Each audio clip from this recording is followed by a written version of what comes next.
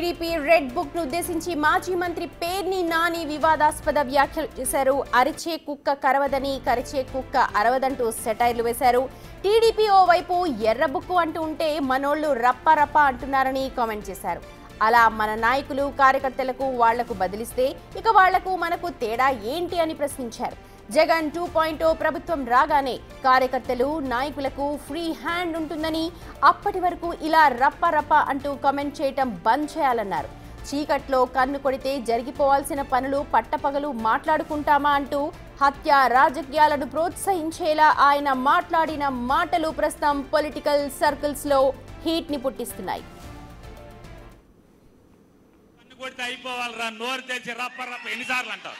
సిగ్గు శరం ఉండాలి మనకి. ఎన్నిసార్లు అంటారు? అది ఇక అదే పని. చీకట్లో చేయాల్సిన పనులు కూడా పట్టపగలు అసహ్యంగా ఏంటిది? రప్ప రప్పని చీకట్లో జరిగిపోవాలి. చెప్పేవాడు ఎవడో చేయడు.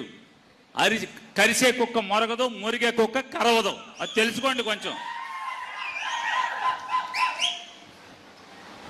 కరిసే కుక్క సైలెంట్కి వచ్చి లటక్కని కలుస్తుంది. నీకు చేతనైతే రేపు గవర్నమెంట్ వచ్చిన తర్వాత ఎవడెవడు తప్పుడు వేషాలు వేసాడో ఆయన కరిసేయి. దానికి చెప్పాలి, ఎవడికన్నా చెప్పాలంట. రెండో గండి చెప్పాల్సిన పని లేదు. జరిగిపోవాలి. తర్వాత మీరందరూ కలిసి పలకరించాలి. ఎట్లా జరిగింది, ఏం జరిగింది, ఎవడు చేశాడని వెళ్ళండి. అరే చీకట్లా కన్ను కొడితే అయిపోవాలరా నోరు తెచ్చి రప్ప రప్ప ఎన్నిసార్లు అంటారు? సిగ్గు శరం ఉండాలి మనకి. ఎన్నిసార్లు అంటారు? అది ఇక అదే పని. చీకట్లో చేయాల్సిన పనులు కూడా పట్టపగలు అసహ్యంగా ఏంటిది? రప్ప రప్పని చీకట్లో జరిగిపోవాలి.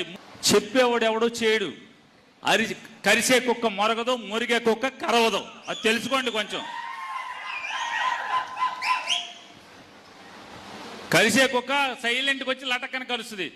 నీకు చేతనైతే రేపు గవర్నమెంట్ వచ్చిన తర్వాత ఎవడెవడు తప్పుడు వేషాలు వేసాడో ఆయన కరిసేయి. దానికి చెప్పాలి, ఎవడికన్నా